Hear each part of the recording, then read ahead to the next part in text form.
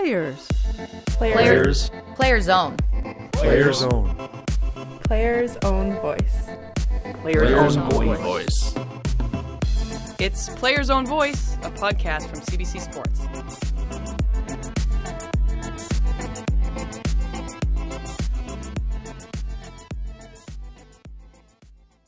Sometimes it seems like transitioning out of a sport is more difficult than getting into it in the first place.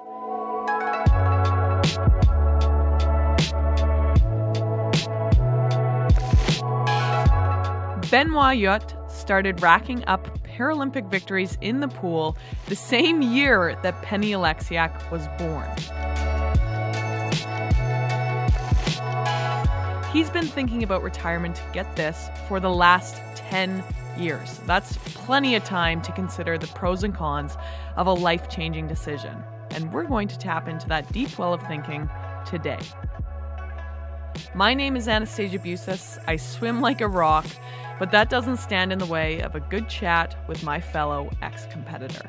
Here we go, Players Own Voice, the Benoit Huot edition.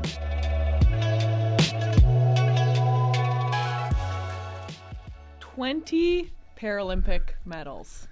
It's been a fun one. Yeah, it's Oh my God. I'm tired even thinking about it right off the bat. Order of Canada, Knight of the National Order of Quebec, du Quebec. I'm here with Benoit Huot. Merci beaucoup, beaucoup, beaucoup. Merci, thank you. Yeah. Veilla, how are you doing? I'm doing great. It's a big moment in our life, moving on and going from transitioning from being an athlete to the after. But I feel like I'm more ready than ever. With baby at home and back in school and a bunch of different things happening. And I wish I was still an athlete because it's a privilege to be an athlete. But I just feel it was time. It was time after all these years, and we'll definitely stay close to sport, but in a different role. Okay, so 20 Paralympic medals, 9 Paralympic goals, yeah. 5 games. Yeah. I don't want to say seed of doubt, but when did you start thinking, I might be ready for retirement? When did that start creeping in? Oh dear, I've probably been thinking about retirement for almost 10 years. Yeah, 10 years. Yeah, because you never know. Like like in Beijing, I was 24, and I probably considered and just say, okay, well, 1 year at a time, we'll see where we go. So I've been mentally trying to get ready for this specific day, and it has been a stress. Like, it hasn't been. I mean, you've been there. As an athlete, it's stressful, and I've been thinking about it for many years. But that's why I feel like I don't think I've been as ready as I am now. Again, I wish I was still 10 so I can go another 25 years because I love the sport, and that's probably what I'm gonna miss the most, swimming every day. But I just don't feel I can be competitive enough and represent our country the way I want, the same way I did for so many years. So, I think we'll definitely stay around, but doing something else than in the water. How did you voice that for the first time? Like, what did you do? When I was in Rio, I knew they were my last games, and I've said it many times. I said, this is it. But I wanted to go to Worlds in 2017, and I swam in 2018, and but I knew when I touched that wall in Rio in the last race that was the last time I was probably at that level. Going in lane 6, one of the greatest para swimmers of all time, the great Benoit Huot, 32-year-old, 19-time Paralympic medalist, 9-time Paralympic champion. An all-round good guy. Out lane 1, Andre Brazil gets off to an inspired start, but in the pool it is Kripak showing the speed alongside his compatriot Dubrov. So the Canadian moving well into the bronze medal position. With Benoit Huot, gold medalist as far back as 2004 in this event, silver in 2012 is Huot, and a man who has got such an incredible career behind him already. A man who has done so much more than simply para-swimming. Started at Benoit Huot Foundation back in 2009. He does so much to help other para-athletes, not just in sporting spheres, but in academic spheres as well. And Benoit Huot with an historic 20th Paralympic Games medal. It was a good race, so very positive, very emotional moment. Happiest is the Canadian Benoit Huot. Maintains that impressive record of having medalled now in every Paralympic Games. He's participated in 5 successive Paralympic Games.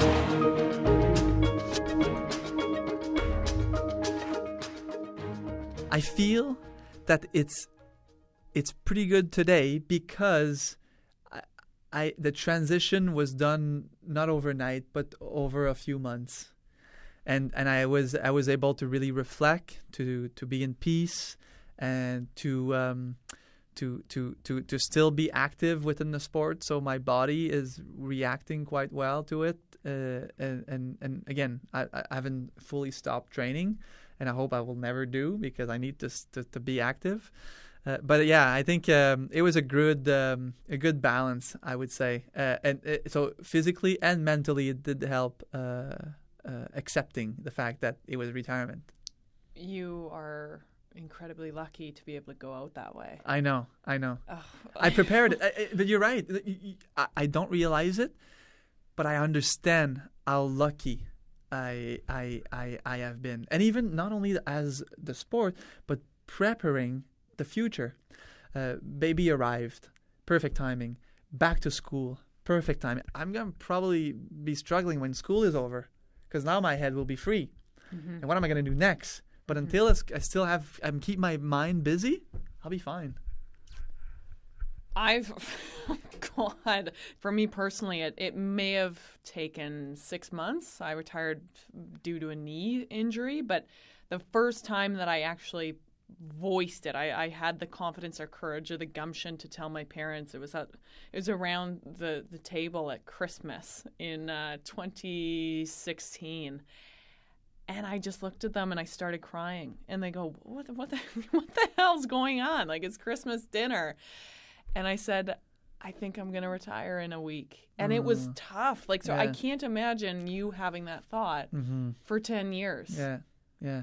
But see, I'm not sure if the emotions were the same than what you had to go through, because you was sudden. Boom, this is it.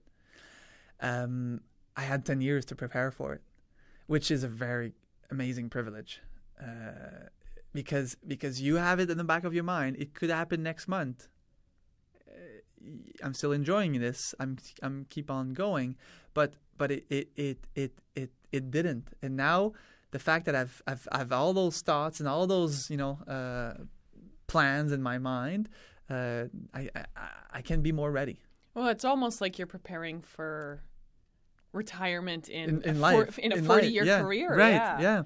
So many people, athletes retire and they go, "Oh, what? Did you quit?" Like but this is so much more indicative of ending a chapter of your career, like a 65-year-old. Really, that's right. Yeah, that's right. No, you have a good point, and it's. I've been on this national swim team for 20 years, so 98 to 2018, and it's 20 years. It's almost it's more than half of someone's career, So it's let's say you go out of school at 24 and you retired by the time you're 60 or whatever. That's 36 years or 40 years. Let's say half. I had the time to really plan it and prepare for it. But I never thought starting that it would last that long. And even in Beijing in 2008, you would have said to me, you would be active in 2018, and I would have cracked, like saying, "There's no way I can do this for another 10 years." But it's a passion, and I really think that's what I'm gonna miss the most. Leaving is just going to the pool every morning, swimming, and waking up knowing that you do what you love the most. See, I miss racing. I don't miss training.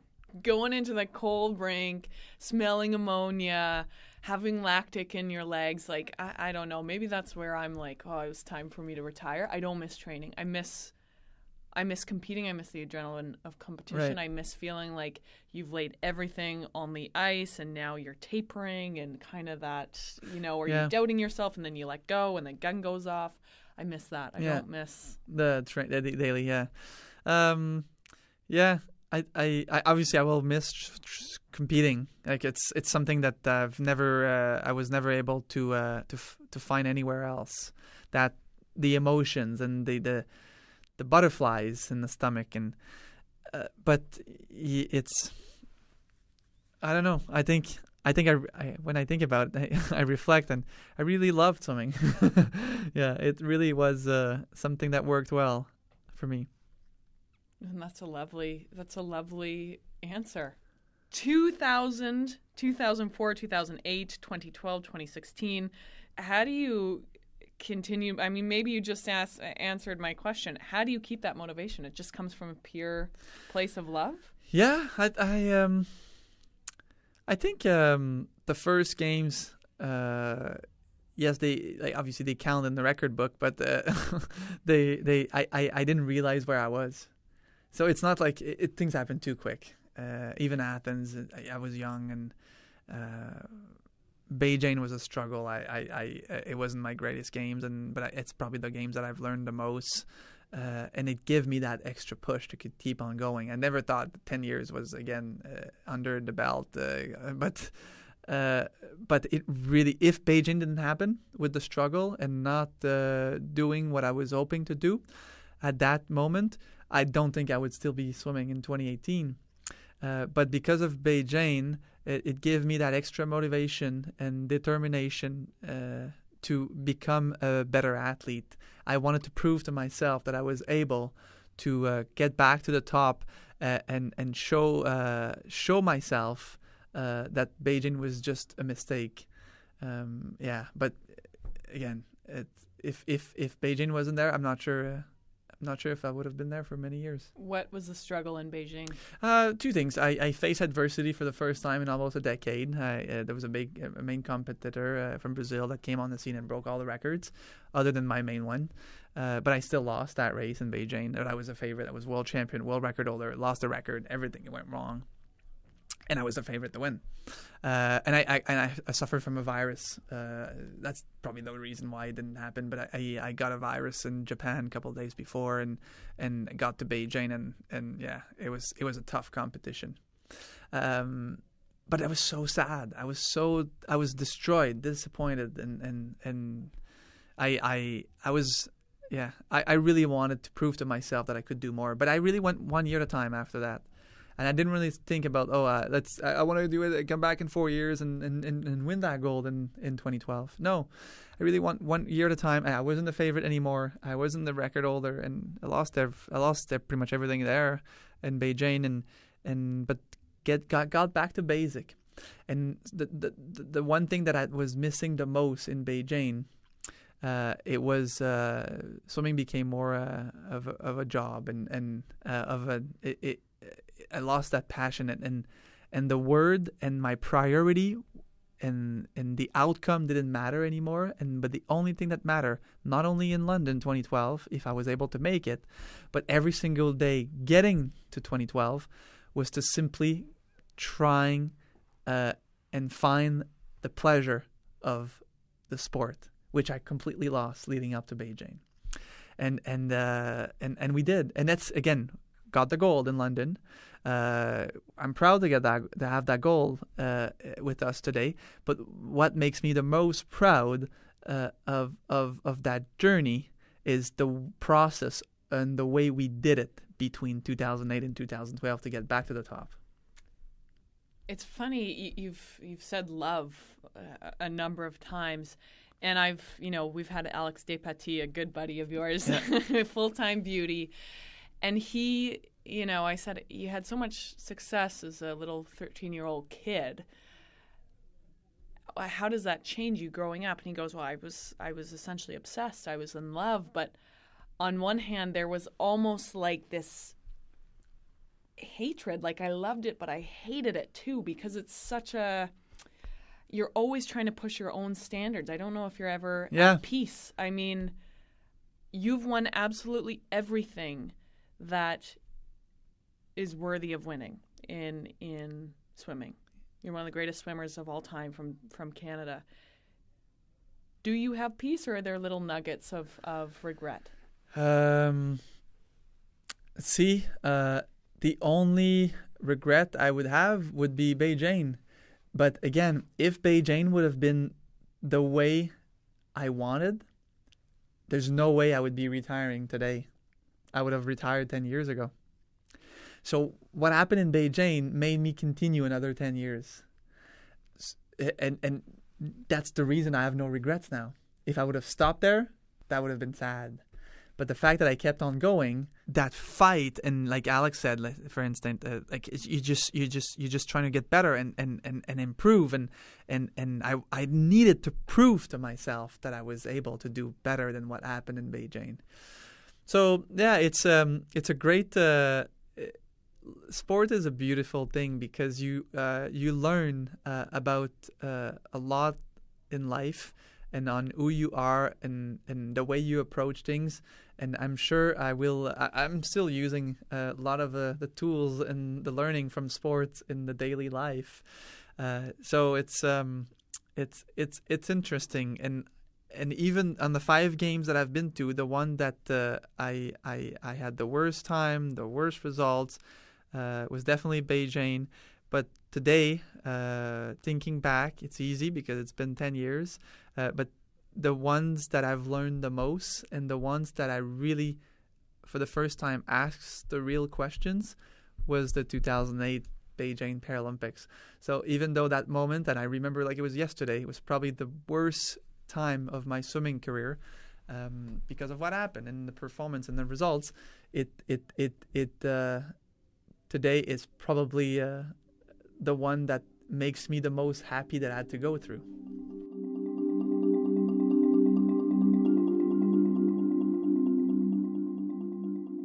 A lot of people don't have that perspective. Do you think your ability to kind of embrace challenge and learn from failure is why you're essentially the champion that you are today? Yeah, that's a good question. I don't think I would have this. I didn't have. I was not able to say that in 2008. 10 years later, I am. But it's with time. It's with being able to come back and do it. And again, let's forget the outcome. Let's forget the final results from London and even Rio. Let's just think about it's the process, the way I was able to reconnect with my passion, reconnect with the key messages, and change the perspective of how I was seeing the sport and doing the sport that made Beijing so special. But, you know, it's the privilege to have a career of 20 years. Yeah, because ups and downs, it's never easy. But imagine if I would have said just, okay, that's it. How disappointed I would have been after 2008, leaving on that note.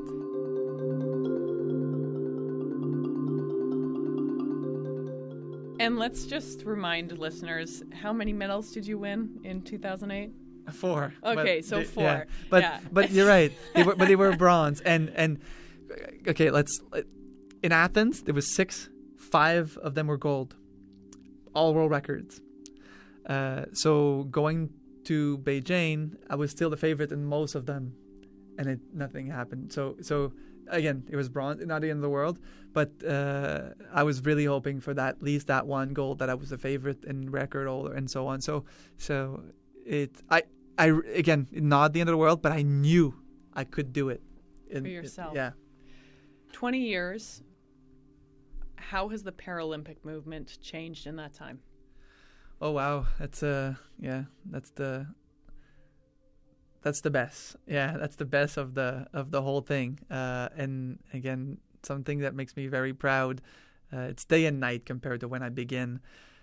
The awareness, the visibility, the credibility of the movement. I remember in Sydney there was no media. There was no one talking about the athletes perform and representing Canada. And today, while it's on social media, there's coverage on TV. The athletes in Pyeongchang Canadians were able to witness their performance. It's a different story, and even sponsors now. Paralympic athletes have sponsors the same way Olympic athletes do. It wasn't like this when we started. There's still it's better, but there's still a lot of work to be done. And I'm not going to live it as an athlete, but I hope to see it one day. It's this, to have the Paralympic gold medal worth the same in the eyes of everyone around the world as the Olympic gold, and not obviously. It's just in the sentimental way, just so people can realize all the effort and all the work that are behind those medals. Well, if it's any indication as to your success. I mean, you fly in from Florida, you're hanging out with Russell Martin by the beach, going on a little road ride. I creeped your Instagram. Yeah. Mila's beautiful. But it's actually Russ he's from Montreal, so Alex is from Montreal. With Alex, we're all friends and having a good time, and its sport community in Quebec it's a close one too. So we all know each other. But it's quite amazing when you think about it. Just to step back, Russell Martin, pro ball player, Alex Despatie, Olympic athlete, and myself, Paralympic athlete, friends, and it makes me proud because I don't feel like this would have been able to be possible 20 years ago. So it just shows that. Not only that they're great guys, they're great friends, but we are all the same. There's no difference whether you're a Paralympic athlete or a Blue Jays player. Alex, or I won't say Alex, I'll say a little birdie, told me that you've found a newfound love for wine. You've become a wine aficionado. Yeah. Well, it's probably because of him. It's probably, for sure, is because of him. Yeah. Of course, we're talking about Alex Despatie, Ultimate Beauty. He loves you so much. Like, I texted him, Benoit, I've never met him, blah, blah, blah. And he's got a lot of bad things to say about you, buddy. Yeah. No, he's a great guy. We've been friends for 20 years now. We started pretty much at the same time. Where we have so much chemistry is Alex's first competition was 98. He won the Commonwealth Gold in Kuala Lumpur. And my first competition was 98. And we're the same age, and we went to the same games until London. So even though he was Olympian, I was Paralympian, we were at the pool pretty much every day at the same time. So we went to many events, and we became great friends. And now we drink wine. Wine, martinis, everything. No, I'm just wine. Alex gets a martini. Well, when he comes to Toronto, I have a martini with him. Yeah. You've said that most of your career you've tried to prove what was possible. Have you succeeded in that? Yeah, I feel in some way, yeah. It's difficult. I think we can always, and especially us athletes, we have high objectives, and we we feel like nothing can stop the objectives and dreams that we set for ourselves. But I feel that the what's possible answer was answered. And again, growing up, being a hockey fan and a baseball fan, I never thought that swimming was going to be the one sport until I found the sport. And a lot of people over the years said, that's not possible. That's no, you're not going to do that. But then it never stopped me. I guess I had great parents, great people around me, and great influence that were supportive. And they gave me all the tools and resources to be able to achieve that possible.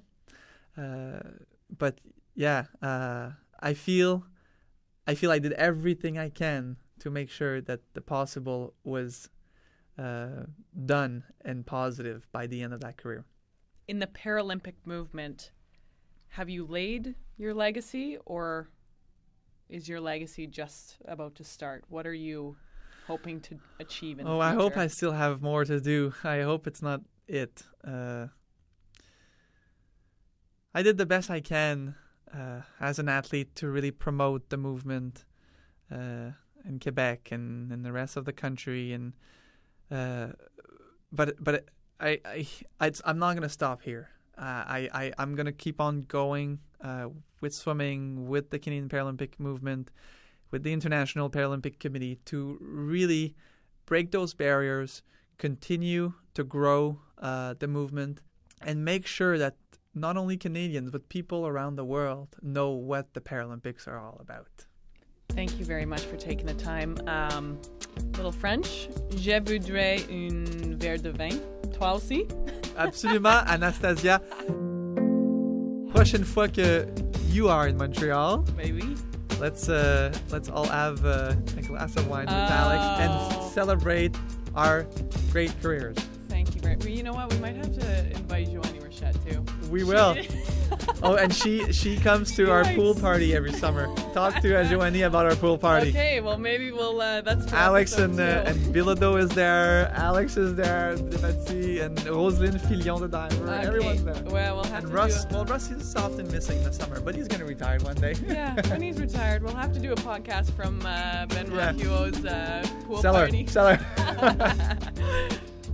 Benoit and I recorded that conversation in the studio here in Toronto. Our social media stuff all happens at CBC Sports, #PlayersOwnVoice. Before you go, just a reminder, if you are a fan of hockey or storytelling, then add the Hockey Night in Canada podcast to your list of must-listen-to podcasts.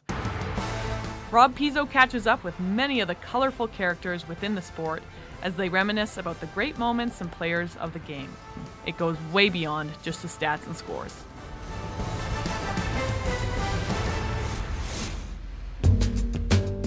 I am Anastasia on Twitter and Instagram. If you want to send thoughts our way, the email is playersownvoicepodcast@cbc.ca. Players Own Voice Podcast is a CBC Sports production. David Giddens is the producer, and Graham McDonald is our mixer. Thanks for listening. Peace.